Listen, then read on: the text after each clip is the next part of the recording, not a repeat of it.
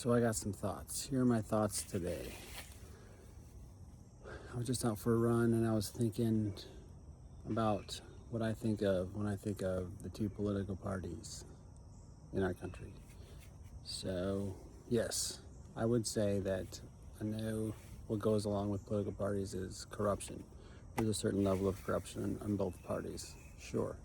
But when I see in general terms, what I see is the Democratic Party trying to help people who don't have the means, who've fallen on hard times, who don't have the resources to pay their bills, get food on the table, pay their electric bill, avoid getting kicked out of their house. That's like a priority for them. For farmers also, helping them make sure they can get food to the table without having to go into huge debt because their markets have dried up because of some kind of a tariff. So I feel like the constituents for the Democratic Party are, by and large, the lowest wealth half of the country.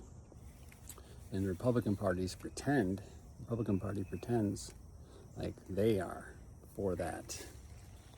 They are for that group, the lower income people, the working class people, but they're really not. Because the Republicans are really for the top richest people in this country. I'll say like the top 2%. So top 2%. So then you're talking about if we got 360 million people in here, the top 2% of the people would be like 7 million people that are making like buku bucks. And the problem is with this country, I believe, is a lot of people in the country are selfish.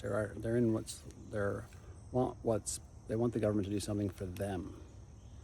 Now, this richest 2% wants the government to do something for them. They want them to give them more money, cut regulation, make it cheaper to do business so they can make more money, even at the expense of the environment, perhaps at the expense of people's health and safety. They want more money. They want tax breaks. They want regulations to be cut. Now, they're the people who least need this help because they have the most money in this country. They don't need any more money, but they still want it.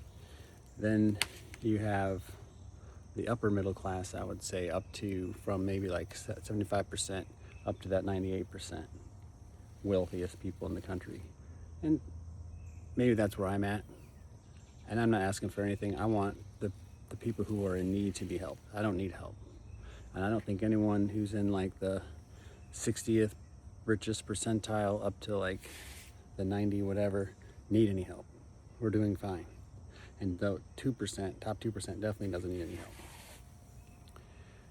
So the people who really need the help are the people, that lowest 50%, people who are making the lower, as far as our incomes go, the lowest half of incomes in this country, and to a much more extreme extent, the bottom 20%. The bottom 20% is going to need help getting out from whatever situation they're in to maybe hopefully string together some good days, some good months, and then they can get off their feet and get off that assistance and have a productive life. But that money that this government gives them to buy food for SNAP benefits or welfare in some cases, whatever kind of welfare that you have, that money goes directly into the economy too. So it's not only good for them, it's also good for the country as a whole, because that goes into our GDP and it helps us continue to grow economically as a country. So the money in the pockets of the top 2%, they're gonna put it away.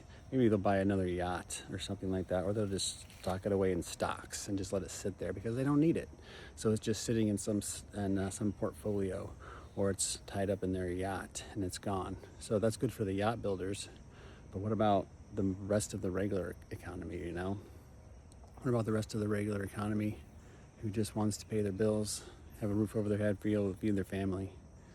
Those are the people who really need help, and they're not getting it.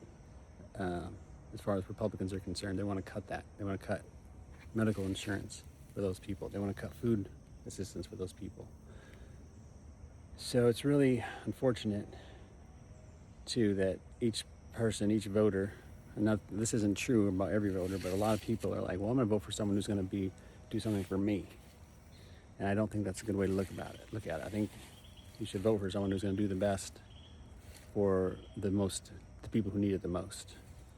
That's more like what I think you should do. Otherwise, you have a country full of selfish people who are only looking out what's in it for them. So those are my thoughts for today.